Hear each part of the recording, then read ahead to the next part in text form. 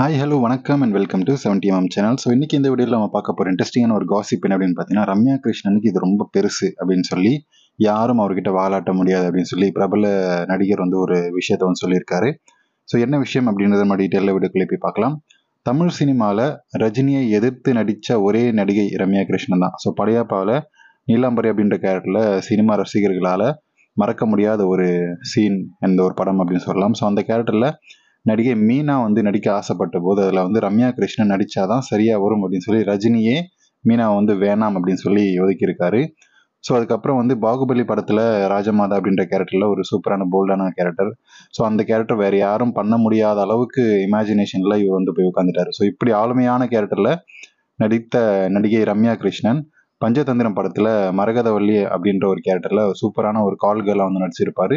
So Kamal வந்து தன்னுடைய வேலையை வந்து காட்டியிருப்பாரு. அந்த கேரக்டருக்கு இவங்க தான் வேணும், இவங்க தான் வந்து அந்த கவர்ச்சிகரமான சீன்ஸ் முன்னழக வச்சு இடிக்கிறது, அப்புறம் வந்து மேலே மேலே குதிக்கிறது அப்படின்னு சொல்லி நிறைய வந்து டபுள் மீனிங் டைலாக்ஸ் அப்படின்னு சொல்லி நிறைய அந்த படத்தில் வந்து வச்சிருப்பாரு ரம்யா கிருஷ்ணனுக்காகவே ஸ்பெஷலாக வந்து கமல்ஹாசன்.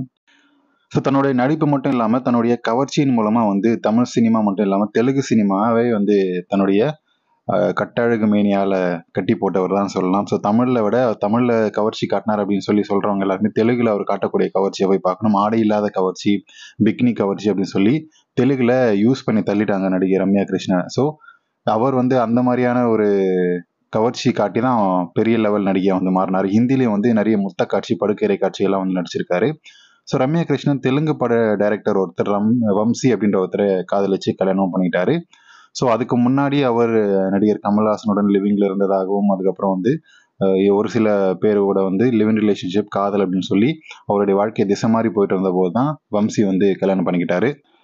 ஸோ நடிகை ரம்யா கிருஷ்ணனுடைய பேக்ரவுண்ட் வந்து அரசியல் பின்னணி இல்லைனா வந்து அவங்களுடைய பின்புலம் என்னன்றது நிறைய பேர் தெரியாது. ஜெயலலிதாவுடைய அரசியல் ஆலோசகராக இருக்கக்கூடிய இருந்த சோ ராமசாமியோட சொந்த அக்கா மகள் தான் நடிகை ரம்யா கிருஷ்ணன். ஸோ ஆரம்பத்தில் ரம்யா கிருஷ்ணன் சினிமாவில் நடிக்க வந்தபோது ஷோக்கு வந்து சுத்தமாக பிடிக்கவே இல்லையா.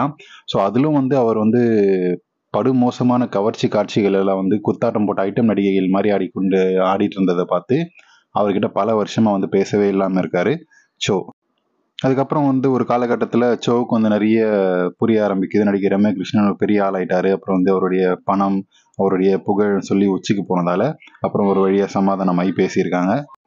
ஸோ என்னதான் இளமை காலத்தில் ரம்யா கிருஷ்ணன் பந்தாடப்பட்டிருந்தாலும் ஒரு கட்டத்துக்கு மேலே அவருடைய அரசியல் பின்புலம் தெரிஞ்சவங்க அவங்க கிட்ட வாலாட்டாமல் அட்ஜஸ்ட்மெண்ட்லாம் கேட்காம இருந்திருக்கிறாங்க. ஸோ இதை பற்றி உங்களுடைய கமெண்ட்ஸ்ன்றதை கமெண்ட் செக்ஷனில் மறக்காமல் சொல்லுங்கள். வீடியோ பிடிச்சிருந்தா லைக், ஷேர் அண்ட் சப்ஸ்கிரைப் பண்ணுங்கள்.